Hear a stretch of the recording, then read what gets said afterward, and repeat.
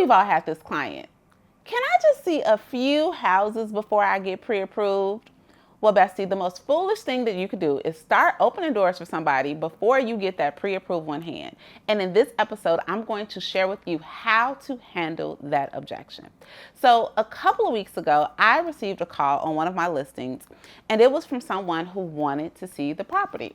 So of course, we're going through the normal conversation. I'm going through LPMAMA, which is the basic questions that I ask any buyer, and I'll actually link to a video in the comments so that you can check out exactly how that conversation should flow. I let the person know that my team and I will be happy to show them the property, but we have certain protocols that we have to follow, meaning that we would have to have a conversation about buyer representation, and we would need a copy of the pre-approval because they told me several times that they were pre-approved already. Well, this is where all craziness broke loose because this person was just so perplexed on why they would give me their personal information, their pre-approval, just to see the property. Well, I'm going to fast forward and let you know that they actually didn't see it. We didn't show it because they were unwilling to follow our system, our process. And when you don't follow your own process, especially when working with buyers, I'm going to tell you, you are setting yourself up for failure. But that begs the question, okay, but how do we handle this, right? Because you may have somebody who is very interested, who's hot and ready, but they are not exactly to the point where they're ready for the lender to pull their credit, where they're ready to call the lender and get deep. They are interested, but that's a hurdle that you have to come over. So what do you say to them in order to let them know that you absolutely should not and cannot show them the property until they get pre-approval?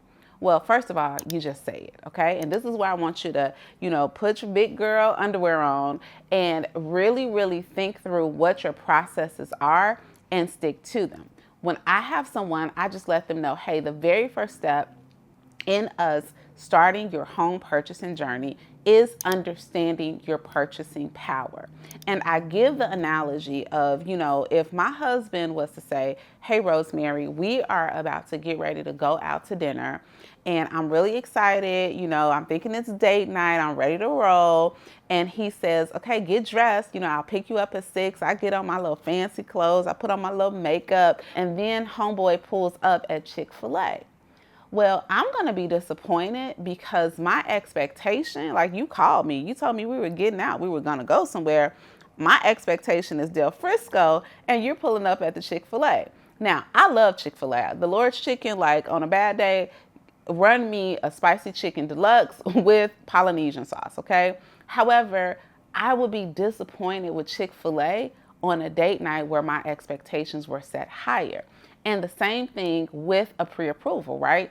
If you, the client, are looking at a home and you're setting your expectations here, but we're not really clear, what we're doing is we will be setting you up for disappointment because when it is time for us to get out and start looking at homes, we're not just window shopping, we are shopping with the intent to get you into the home that you desire for yourself right now. And in order to do that, I want to make sure that I'm being respectful of your budget. And the only way we exactly know what your budget is supposed to be is by getting the pre-approval. And then I let them know this, when we are going to see homes, I know that it is fun and it is exciting for you, but we also want to consider what's happening on the seller side, right? So you have sellers that are making arrangements, they're getting out of the house, they're tidying up, they're getting their kids, they're doing whatever they need to do in order to get the home sold. And as a courtesy and out of respect for them, we want to make sure that anyone that we are bringing through the door to take a look at their home is a pre-qualified, ready, willing, and able buyer. And if you are not checking all of those boxes, then we are not at the point where we should be touring homes, which is perfectly fine. But we want to extend the same professional courtesy to a seller of a home that we like, that we're interested in, and that listing agent as we would if it was your house, right? I don't want you to pack up your kids, your family, stop dinner and do all of that for a showing if we're not even sure that the person who is entering into the home can actually purchase it, okay? So that is the other reason why we want to get a pre-approval. Here's the other reason why you want to make sure that you are explaining on why a pre-approval is a non-negotiable first step is because I want to make sure you clearly understand what cash is going to be required of you when you actually purchase a property. Because let's be real, there are a lot of third-party sites, and our clients or our potential clients, they're looking at the numbers on these sites and they are looking at it like it is the Bible, okay? You're looking at $1 million home and it says that the mortgage is $3,000. And that is just not reality, right? That mortgage calculator online is for a fictitious person who has a fictitious perfect credit score, who's putting, 90% down, and they're telling you what the difference of payment is. When you speak with a lender, what's going to happen is that we're going to move away from theory to actual factual numbers. And that is so important when we are looking to purchase a home, because you want to know exactly what you're working with. And oftentimes you can type something into a site and you can get what we call a pre-qualification, but a pre-approval, a lender is going to take a deep dive. They're going to look at your credit. They're going to look at your work history. They're going to look at exactly what you are earning to help you determine a budget that makes sense. And again, going back to my analogy about the Chick-fil-A dinner versus the Del Frisco dinner, if you're thinking to yourself, I can afford this, but the numbers come out differently, or God forbid you like it enough where you put in an offer and find out different once it's accepted, it can be heartbreaking. And that brings me to the last point that I share with potential clients who are hesitant to get a pre-approval. Because in my experience, I don't care if a house, I just had a situation, like no lie, I just had a situation where there was a house that was on the market for over 150 days. And don't you know, the same day and time, and I know the man's telling the truth because I saw the people at the house, the same day and time that my clients were interested and ready to go and put in an offer, another offer came in, okay? One of my mentors told me early on, like, when you like it, somebody else love it. So if you like it, you have to move forward and you have to put in your offer quickly. But what about that person who you find the home, there's other interests, but the difference is that the other people that are interested, they've already gone through the pre-approval process. They've already gotten the answers from the lender. They already know their purchasing power. And here you are wanting to present an offer on a Saturday night, because you know that's how it always works when the lender is gone or on vacation or at dinner or just spending time with his family. Now we're trying to track somebody down. We're interrupting somebody's life to try to hurry up and crunch numbers to get an offer in. And then it feels like pressure, right? We are trying to be reactive instead of being proactive. And as your real estate agent, you want to guard your clients and helping them know, right?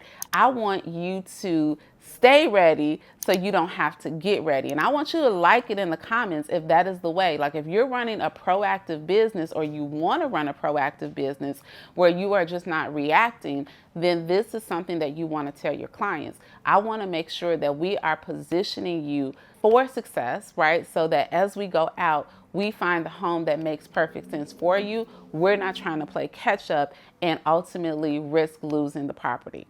So I get it, bestie. There are a lot of different scenarios where someone might try to convince you that they don't need to have a pre-approval. And the reality is that it will end up being a big waste of your time, probably a big waste of their time, and at the end of the day, it can result in hurt feelings. Now, do give them options though, right? You can say, hey, if you are not comfortable or not ready to get pre-approved just yet, there are options, right? I can send you over a list of open houses, because if the broker is holding the home open for anyone to come see, that's a good place to start your search, and make sure that you have a representation agreement or something going on with them so that you are going to be the one representing them. If you're sending them to open houses, let them know that you're happy to send them virtual tours and different things like that. But if it's going to come down to us actually getting out and viewing homes, a pre-approval is a necessary part of the process, and it really is to help you in the long run. That's exactly what you're there to do as their forever real estate bestie, is to help them get to the finish line and get to the closing table. And this is step number one. Okay, bestie, before I forget, I actually created an objection handling guide for you to help you when you need to handle objections like this one and even some other common ones. So head on over to rosemarylewis.com/object or where you are watching this episode or listening to the podcast, and you will be able to download that free guide. Okay, and now when you get over the pre-approval hurdle, next you have buyers that we just have to really talk to them about their unrealistic expectations based on what their budget is. Meet me in the next video and we'll talk about handling that objection.